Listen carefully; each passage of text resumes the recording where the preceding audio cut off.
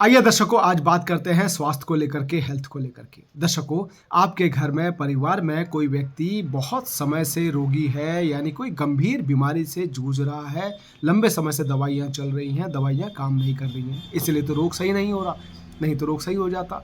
तो अब क्या करना है दर्शकों, उन दवाइयों को अमृत बनाने का समय आ चुका है, वो घड़ी आ चुकी है दर्शकों। ये घड़ी हाथ से मत जाने देना, ये हर साल ये घड़ी आती है, हर साल ये समय आपको मिलता है, पर आप अपने हाथ से मिस कर लेते हैं। सबसे पहले हमने क्या करना है दर्शकों, अपने घर को पंच तत्वों से बैलेंस करना है। पंच तत्वों से मैं बैलेंस इसलिए बोलता हूँ कि वास्तु को लेकर के अगर कोई समस्या आ रही होगी तो वो बीमारियां आपकी सही हो जाएंगी, 100% सही होंगी अगर वास्तु आपके घर में बैलेंस हो गया तो। पंच तत्व आपने अपने घर में बैलेंस कर लिए तो वास्तु से संबंधित कोई परेशानी फिर आपको नहीं आएगी। कोई हमारे प्रारब्ध की चीजें हैं वो तो मिलनी ही मिलनी है, लेकिन वास्तु का भी हम भुगतते हैं कब, जब हम वास्तु अपने घर में बैलेंस नहीं करते हैं। तो हमने क्या करना है, वास्तु बैलेंस करना है।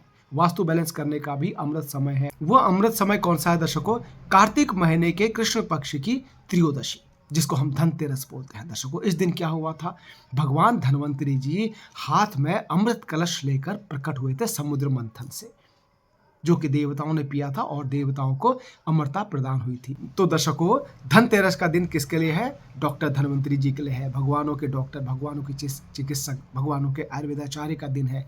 तो अगर वो अमरता भगवानों को दे सकते हैं, वो अमरता देवताओं को अगर दे सकते हैं, तो वो अमरता अपने बच्चों को भी दे सकते हैं। हम उन्हीं के बच्चे तो हैं। अगर हम भी अगर भाव से, अगर श्रद्धा से उनसे कुछ मांगेंगे, हमें भी तो मिलेगा कुछ ना। तो मांगिए उनसे, ये दिन आ गया है दर्शकों। आपने क्या करना है धन्वंतरी जी से मांगने के लिए, आपने धनतेरस के दिन क्या करना है, समय मैं आपको बता दे रहा हूँ, 10 बजे से 11:45 के बीच में आपने क्या करना है, आपके घर में कोई भी कलश, जरूरी नहीं है कि आप नया बर्तन लें, क्योंकि धनतेरस के दिन अमूमन लोग बर्तन खरीदने की और ज्वेलरी खरीदने की और रत्न खरीदने की होड़ में लगे रहते हैं, और बहुत ज़रूरी नहीं है। आपके पास जैसी व्यवस्था है वैसा आप कीजिए। आपके पास अगर कलश कोई पुराना पड़ा है जो कि आपके बाप दादा लेके आए हों, क्योंकि पुश्तैनी अगर कोई चीज़ आपके घर में पड़ी है तो वो ज़्यादा एनर्जी उसमें अंदर होती है, उसमें ज़्यादा पॉजिटिव एनर्जीज उसमें होती है, क्योंकि जब आपके बाप दादा या आपके घर के पूर्वज कोई उसको लेके आए होंगे तो वो भी शुभ घड़ी देख कर ही उस बर्तन को लेके आए होंगे। तो आपने क्या करना है, जैसी व्यवस्था आपके पास, नया लेना चाहते हैं आप नया ले सकते हैं, चांदी का लेना चाहें चांदी का ले सकते हैं, सोने का लेना चाहें सोने का ले सकते हैं, जैसी व्यवस्था आपके पास है वैसा कीजिए।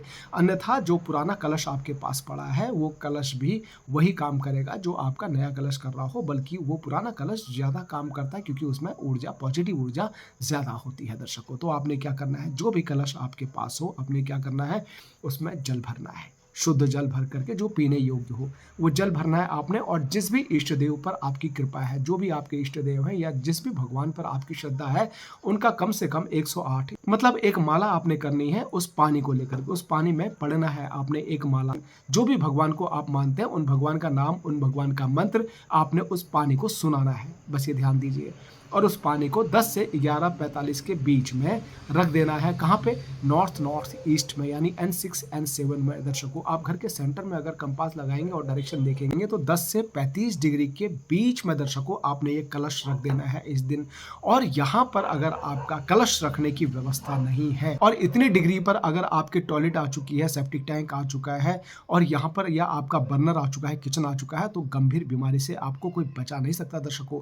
वो प्रारब्ध में, भाग्य में क्या होगा क्या नहीं होगा वो बात की बात है, लेकिन वास्तु से रिलेटेड आपको समस्याएं बहुत ज़्यादा भुगतने को मिलेंगी। तो आपने उससे बचने को क्या करना है, अगर यहाँ पर आपका बर्नर है तो आपने क्या करना है, बर्नर और उसकी प्लेटफॉर्म के ऊपर और बर्नर के नीचे आपने ग्रीन पेंट कर लेना है, या ग्रीन कलर का कोई भी पत्थर आप लगा सकते हो, यानी फायर को और वाटर को हमने वहाँ पर बैलेंस करना है दर्शकों। और दूसरा, अगर यहाँ पर सेप्टिक टैंक है या यहाँ पर आपकी टॉयलेट सीट आ रही है तो आपने क्या करना है, टॉयलेट सीट के चारों ओर दर्शकों यहाँ पर आपने क्या करना है, एल्यूमिनियम की वायर लानी है। एल्यूमिनियम की वायर टॉयलेट सीट के चारों ओर आपने लगा देनी है। यहाँ पर टाइल कटर से कट करके उसको इंस्टॉल कीजिए अंदर, और उसको जो आपने उसको कवर कर लेना है सीमेंट से, उसके अंदर कर लीजिए। ये टॉयलेट सीट का उपचार आपका हो जाता है। व्यवस्था अगर नहीं है तो दर्शकों, अगर व्यवस्था है तो हेल्थ और इम्यूनिटी की दिशा है दर्शकों, टॉयलेट को शिफ्ट कर सकते हैं तो टॉयलेट को शिफ्ट कर लीजिए। अन्यथा कोई और फ्लैट में आपके दूसरी कोई टॉयलेट है तो उन टॉयलेट का इस्तेमाल कीजिए। इस टॉयलेट को बंद कर दीजिए कुछ समय के लिए, जब तक कि स्वास्थ्य आपका सही नहीं हो जाता।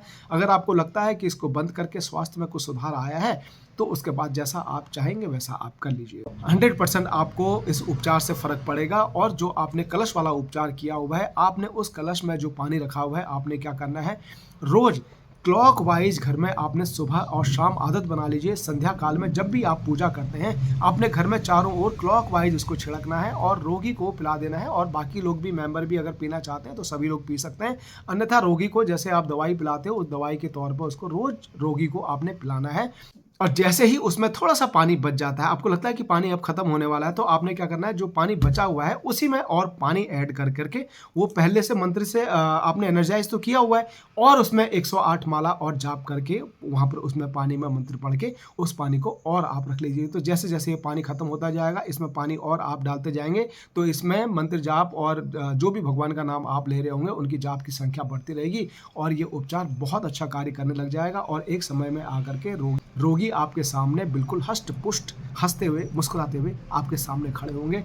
उस दिन आपको यकीन हो जाएगा कि धन्वंतरी जी वाक़ई में कुछ तो काम कर गए। दर्शकों, जय सिया राम।